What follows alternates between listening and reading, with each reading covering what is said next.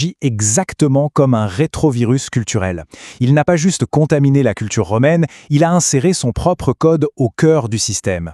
Il a réécrit le code source de l'Occident, modifiant pour toujours notre façon de voir l'humanité, la violence, le sacré. Cette évolution est très parlante.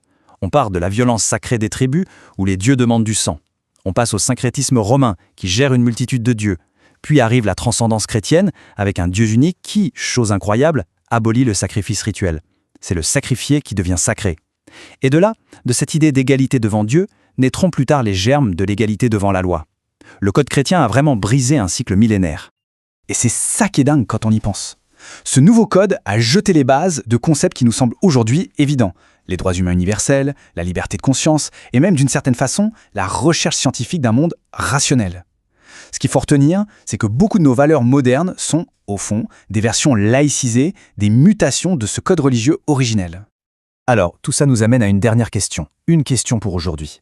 Si les idées sont vraiment des virus, quels sont les virus mémétiques qui sont en train, en ce moment même, de façonner notre monde, d'infecter et de réécrire notre propre code culturel ?